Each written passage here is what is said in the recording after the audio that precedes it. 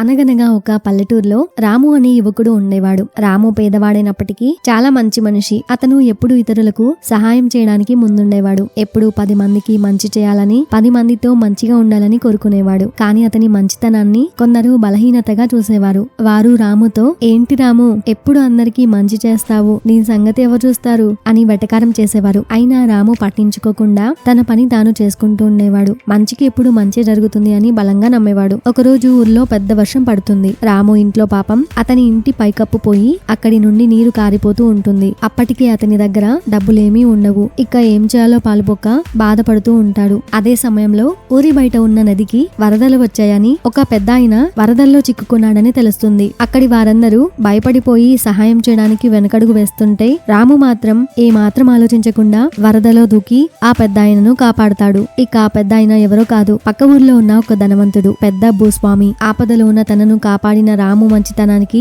అతను చాలా ముగ్ధుడవుతాడు. ఆయన రాముతో, నాయనా, నీకు ఏం కావాలో కోరుకో, నీ మంచి మనసుకి నేను ఏదైనా చేస్తాను అని రాముతో చెప్తాడు. అప్పుడు రాము మొదట ఏమీ వద్దనుకున్నా ఆ పెద్దాయన పట్టుబడడంతో, నా ఇల్లు కారిపోతుంది, పైకప్పు సరి చేసుకోవాలి అని ఆ పెద్దాయనతో చెప్తాడు. అప్పుడు ఆ పెద్దాయన వెంటనే మనుషులను పంపి రాము ఇంటికి కొత్త పైకప్పు వేయిస్తాడు. అంతేకాకుండా రాము నిజాయితీకి, మంచితనానికి మెచ్చి తన పొలాల్లో పనినిచ్చి జీవితాంతం ఆర్థికంగా ఆదుకుంటానని మాట ఇస్తాడు. ఆ క్షణం రాము కళ్ళు ఆనంద బాష్పాలతో నిండిపోతుంది. ఈ కథలోని నీతి ఏమిటంటే, మనం మంచి పనులు చేస్తే, మనం కష్టాల్లో ఉన్నప్పుడు ఎక్కడో ఒక చోటు నుండి మనకు సహాయం వస్తుంది. మనల్ని మనం నమ్ముకుంటే మంచికి ఎప్పుడు మంచి జరుగుతుంది. కష్టపడితే, మంచి మనసుతో ఉంటే చివరికి విజయం మనదే అవుతుంది. మరొక కథ.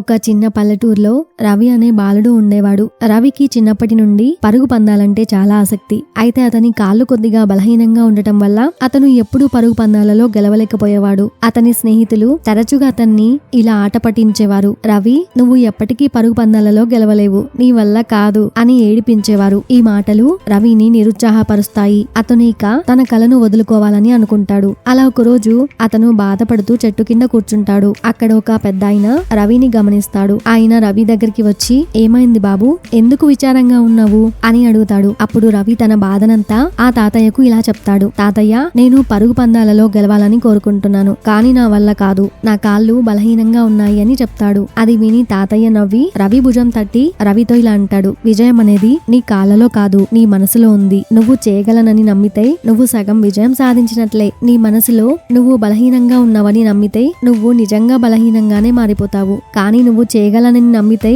నీ శరీరానికి కూడా ఆ నమ్మకాన్ని ఇస్తావు అని తాతయ్య ఆ బాలుడితో చెప్తాడు. ఇక తాతయ్య మాటలు రవికి కొత్త ఆలోచనను ఇస్తాయి. అతను తనలోని ప్రతికూల ఆలోచనను వదిలి తాను చేయగలనని నమ్మడం ప్రారంభిస్తాడు. ఆ తర్వాత అతను ప్రతిరోజు సాధన చేయడం మొదలు పెడతాడు. మొదట నెమ్మదిగా పరిగెత్తుతాడు, ఆపై క్రమంగా వేగం పెంచుతాడు. అతని కాళ్ళు ఇప్పటికీ పూర్తిగా బలంగా లేవు, కానీ అతని మనసు మాత్రం దృఢంగా మారుతుంది. అలా కొన్నాళ్లకు పల్లెటూరులో వార్షిక పరుగు పందెం వస్తాయి. అందులో రవి కూడా పాల్గొంటాడు. ఇక పందెం ప్రారంభం కాగానే ఇక రవి తన మనసులో తాతయ్య చెప్పిన మాటలు గుర్తు చేసుకుని, నేను చేయగలను అని అనుకొని అతను తన శక్తికి మేరకు పరిగెడతాడు. అతను పడిపోకుండా ఉండటానికి తన వంతు ప్రయత్నం చేస్తాడు. అక్కడ అందరూ ఆశ్చర్యపోయేలా రవి ఈసారి ఆ పోటీలో 3వ స్థానంలో నిలుస్తాడు. అది మొదటి స్థానం కాకపోయినా రవికి అది ఒక పెద్ద విజయంగా అనిపిస్తుంది. అతను తనను తాను నమ్మాడు. దాని ఫలితం చూశాడు. అతని స్నేహితులు కూడా అతని పట్టుదలను మెచ్చుకుంటారు. ఈ కథలో నీతి ఏమిటంటే, నువ్వు చేయగలనని నమ్మితే నువ్వు సగం విజయం సాధించినట్లే. మనల్ని మనం నమ్మడం అనేది ఏదైనా లక్ష్యాన్ని చేరుకోవడానికి మొదటి మరియు ముఖ్యమైన అడుగు అనేది ఈ కథలో మనం తెలుసుకున్నాం. ఇలాంటి మరికొన్ని కథలు, అలాగే ఇంట్రెస్టింగ్ విషయాల కోసం ఛానల్ ని ఇప్పుడే సబ్స్క్రైబ్ చేసుకోండి. అలాగే కంటెంట్ నచ్చితే ఒక లైక్ చేయండి. Thank you for watching.